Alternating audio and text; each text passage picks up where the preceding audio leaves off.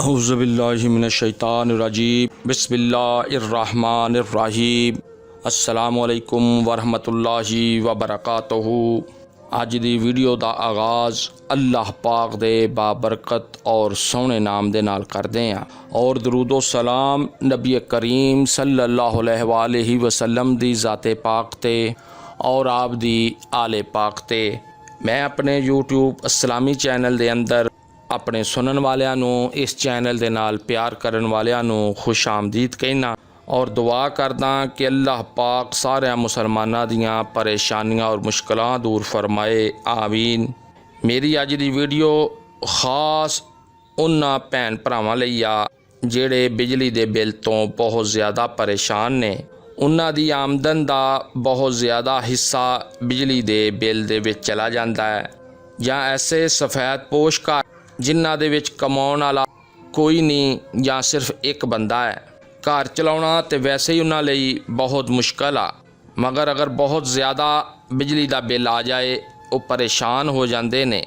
या मेरे ऐसे खास वीर मेरियां भैणां मावां जो किराए दे घर दे विच रहिंदियां ने, इन्हां लोगां लई ते वैसे ही ज़िंदगी बहुत मुश्किल हुंदी आ, मगर अगर घर दे किराए दे नाल किराए जिन्ना ही बिजली दा बिल देना पै जावे जां किराए तो भी ज़्यादा बिजली दा बिल आ जाए, इन्हां लई बहुत ज़्यादा मुश्किल और परेशानी दा बाइस बन जांदा वा।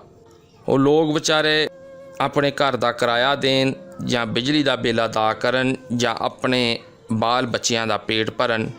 जो कोई भी बिजली दे बिल तो परेशान आ वो ये छोटा जिहा वजीफा कर लवे, इंशाअल्लाह ताला इस अमल और वजीफे दे नाल उन्हां दा बिजली दा बिल बहुत ज़्यादा कम आएगा, जां इतना आएगा कि वो आसानी अदा कर सकते ने। मेरी बड़े अदब दे नाल उन्हां लोगां दे नाल गलबात आ जिन्हां नूं अल्लाह पाक ने मालो दौलत और मकान अता फरमाए ने और मकानां दा किराया वसूल कर रहे ने। वो अपने किराएदारां दा खास ख्याल रखन। अगर किसी महीने बहुत ज़्यादा बिजली दे बिल आ जान, वो अपने किराएदारां नूं अल्लाह दी रज़ा लई किराया माफ़ कर देन। इस अमल दे नाल अल्लाह पाक उन्हां दियां कबर दियां और आखरत दियां मुश्किलां दूर फरमाउणगे और उन्हां नूं जन्नत अता फरमाउणगे।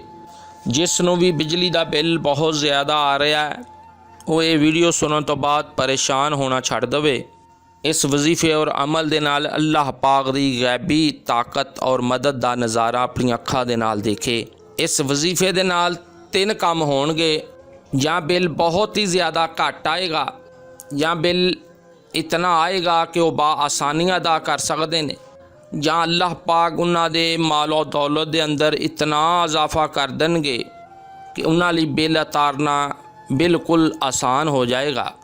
तुसी अपने महल्ले दे अंदर, अपनी कॉलोनी दे अंदर या अपने रिश्तेदारां भैन भरावां दे अंदर कोई ऐसा घर तलाश करो जिस दे बिल दी जिम्मेदारी तुसी अपने जुम्मे लै सको। इस अमल दे नाल अल्लाह पाक तुहाडे रिज़्क दे अंदर कदी भी कमी नहीं आउण देणगे और अल्लाह पाक तुहानूं इतना अता फरमाउणगे कि तुसी राज़ी हो जाओगे। तुसी किसी दा भी बिल अदा करके देखो, या किसी दे मकान दा किराया अदा करके देखो, या किसी दे घर 15 दिनां बाद या 1 माह दे बाद राशन दे के देखो, किस तरह अल्लाह पाक दी रहमत तुहाडे ते मेहरबान हुंदी आ। इस किस्म दा एक मैं सच्चा वाकया सुनाउणा और इस तो बाद मैं बिजली दा बिल अदा करन दा वजीफा दसांगा। किसी इलाके दे विच सैलाब आ गया ते उत्थे एक बंदा सी, उस दा माल बिल्कुल ही महफूज रहा गोदाम दे विच, बाकियां सारियां दा माल खराब हो गया। उसनूं पुछया जांदा है कि तेरा नुकसान नहीं होया, तेरा सारा ही माल महफूज रहा है। उसने कहा कि मेरी ज़िंदगी एक वाकया है, यही मेरी नेकी है, इस नेकी तो इलावा मेरी ज़िंदगी दे विच कुछ भी नहीं है।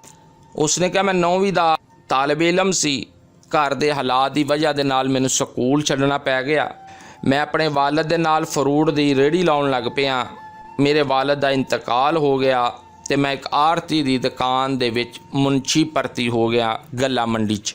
एक दिन मैं अपने दोस्त दी दुकान ते बैठा सी, उत्थे एक औरत आई, उसने समान मंगया अपने घर लई, राशन पानी, और उसने कहा कि मेरियां बच्चियां भी भुखियां, मैं भी भुखी हाँ। मेरा दोस्त कहन लगा कि माँ जी तुसी पुराने पैसे भी नहीं दिते, तुहाडे अल बहुत ज़्यादा पैसे हो चुके आ, सानू पुराना बिल अदा करो, हुण असीं मजीद ताना तामुन नहीं कर सकते। औरत मिन्नतां तरले करदी रही मगर मेरे दोस्त ने उसनूं समान नहीं दिता और औरत ना उम्मीद हो के वापस चली गई। उस दियां अखां दे विच आंसू भी सी। मैं अपने दोस्त दे कोलों इस औरत दे मुतलक पुछया। उसने दस्सिया कि बहुत ज़्यादा खुशहाल खानदान सी। इस दा शोहर सऊदी अरब दे विच काम करदा सी। फिर एक दिन इस दा शोहर रोड एक्सीडेंट दे विच फौत हो गया और इस दी ज़मीन जायदाद दे उत्ते इस दे देवरां ने कब्ज़ा कर लिया। इस दे कोल अब सिर्फ छोटा जिहा मकान रह गया है या 2 बच्चियां ने। मेरे वालिद साहब इस नूं हज़ार राशन दे दिंदे हुंदे सी और इस दा अब कोई रज़िया और अब इस दा कोई कमाउण वाला भी नहीं, इसलिए असी इस दे नाल मज़ीद ताउन नहीं कर सकते। मैं अपने दोस्त दे कोलों इस दा पता पुछया, इस दे शोहर दा नाम पुछया, बाज़ार गया, खाण पीन दा समान खरीदिया, जाके इस दे दरवाजे ते रखता, इस दा दरवाज़ा खड़काया। औरत बाहर निकली और पिछे ही 2 बच्चियां अपनी माँ दे नाल बाहर आ गईयां, एक 5 साल दी बच्ची और एक 7 साल दी बच्ची। मैं समान दी तरफ इशारा किया और उन्हां दी इज्जत नफ्स दा ख्याल करदियां होया मैं कहा कि मेरे वालिद साहब तुहाडे शोहर दे दोस्त सी। मेरे वालिद साहब ने तुहाडे शोहर दे कोलों कुछ रकम हदार लई सी, वो मैनू कर्ज दी अदायगी दा हुक्म दे के गए सी।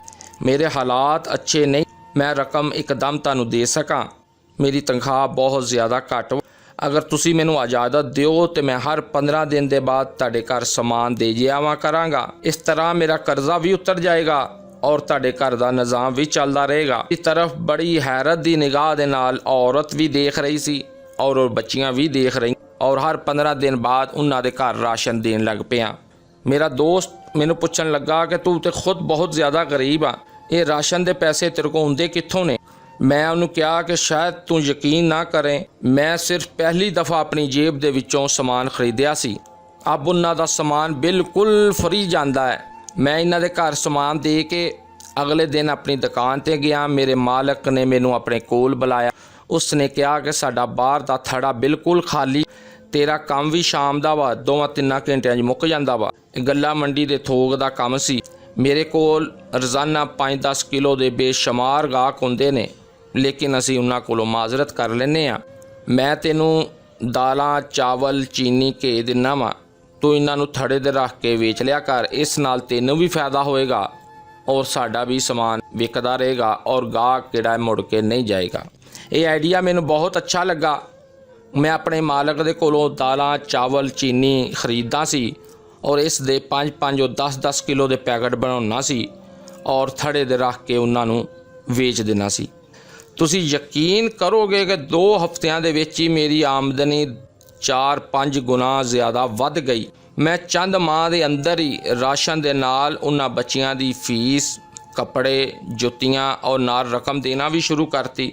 इस अमल दे नाल अल्लाह पाक ने मेरा ऐसा हथ फड़िया कि मेरा अपना ज़ाती माल मंडियां दे विच सप्लाई होना शुरू हो गया। अज मैं तुहाडे सामने आ, मैनू कदी नुकसान नहीं होया। शायद इस दी वजह औरत और इस दियां 2 बच्चियां सी और अल्लाह पाक ने मेरे अंदर ऐसा जज्बा पैदा करता है, मैनू नेकी दा ऐसा चस्का पै गया है कि मैं हुण कई घरां दे विच राशन पहुँचाउणा और कई फैमिलियां दी मदद करदा। ये सिर्फ एक कहानी नहीं है, दुनिया दे विच तुहानू ऐसे लखां करोड़ां मिसालां मिलणगियां जिन्हां ने अल्लाह दे नाल तजारत कीती और खुद भी अरबपति बन गए और इस दी वजह दे नाल हज़ारां लोगों की ज़िंदगी आसान हो गई। अगर तुहानू यकीन ना आवे तो अपनी ज़िंदगी दे विच एक ऐसा अमल करके ज़रूर देखियो। तुसी किसी बेवा दे, किसी यतीम दे सिर ते हथ रखो, किसी तालिबे इलम दी तलीम दा खर्चा उठा लवो, इस तो बाद अपने उत्ते अल्लाह पाक दा करम देखियो। अगर इस तो बाद कदी तुहाडा नुकसान हो जाए, वो नुकसान तुसी मेरे कोलों वसूल कर लेना है। तुसी यकीन करोगे कि दुनिया दे विच वाहद यही एक तजारत आ जिहड़ी हर किस्म के नुकसान तो महफूज आ।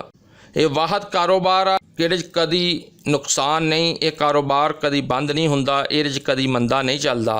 तुसी भी एक बार इस दे विच खाता खोल के देखो, तुहानू तजारत करन दा मज़ा आ जाएगा। अपने वजीफे की तरफ उन्हें नमाज़े फजर अदा करन तो बाद 101 मरतबा तुसी सुबहान अल्लाह व बिहमदे ही सुबहान अल्लाह अज़ीम व बिहमदे ही अल्लाहुम्मा अगफिरली और नमाज असर तो बाद भी यही तस्बीह करनी है। इस दे नाल अल्लाह पाक तुहाडे माल और दौलत के अंदर, तुहाडे रिज़क के अंदर, तुहाडे कारोबार के अंदर अपनियां बरकतां, रहमतां और फजल शामिल फरमा देंगे और इतना तुहानूं माल और दौलत अता करनगे। आसमानां दे उत्तों अल्लाह पाक सोने दियां इंटां बरसा देन। अव्वल आखिर दुरूद शरीफ 313 मरतबा तुसी जा जब्बार अल काबिज़ो, जा जब्बार अल काबिज़ो, जा जब्बार अल काबिज़ो ये पढ़ना है। ये अल्लाह पाक दे बड़े ही ताकतवर नाम ने। इस दा मैनी आ ज़बरदस्त बंद करने वाला। 313 मरतबा पढ़ के बिजली दे मीटर दे उत्ते तुसी दम कर दो, फूक मार दो और एक मरतबा फिर दुरूद शरीफ पढ़ दो। इस दे नाल तुहाडा बहुत ही घट बिल आएगा, जां इतना आएगा कि जिसनूं तुसी बा आसानी अदा कर सकते हो, जां अल्लाह पाक तुहाडे मालो दौलत दे अंदर इतना इजाफा फरमा देंगे कि तुहानूं बिल अदा करन दे विच कोई भी परेशानी नहीं होएगी। अल्लाह पाक तड़ते और सड़ते रहम फरमाए और मुल्क पाकिस्तान को खूब तरक्की और खुशहाली अता फरमाए। अस्सलामु अलैकुम वरहमतुल्लाहि वबरकातुहू।